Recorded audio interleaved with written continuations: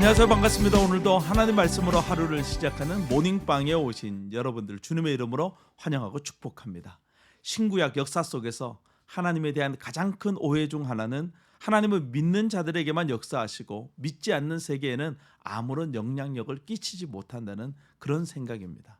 하지만 성경은 하나님을 믿는 자와 믿지 않는 자 모두의 하나님이라고 말씀하십니다. 세상의 모든 역사는 하나님의 섭리 안에 있습니다.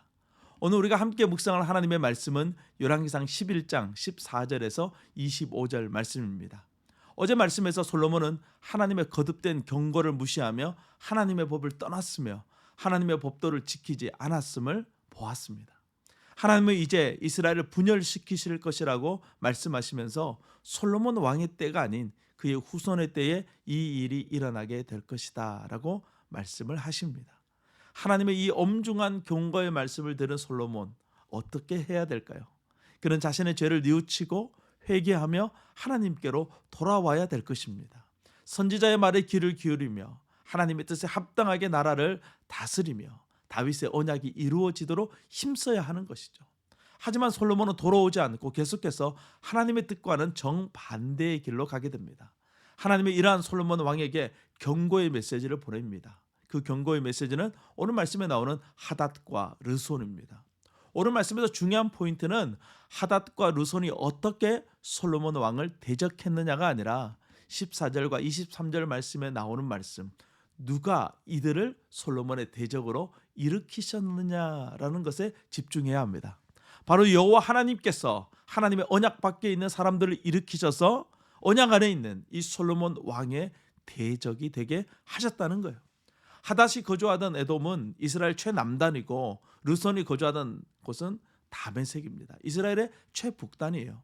이들은 게릴라전을 통해서 솔로몬이 왕위에 있는 동안 끊임없이 그를 괴롭혔습니다. 이 괴롭힘은 솔로몬이 하나님을 경외하지 않고 있음에 대한 하나님의 경고의 메시지였던 것이죠. 이 두 사람은 모세와 다윗을 닮았어요. 하닷은 모세처럼 애굽 왕의 총애를 얻어 바로의 왕비 아브네스의 아우를 아내로 삼아 자녀를 낳았고 그 자녀들이 바로의 궁에서 바로의 아들들과 함께 자라나게 됩니다.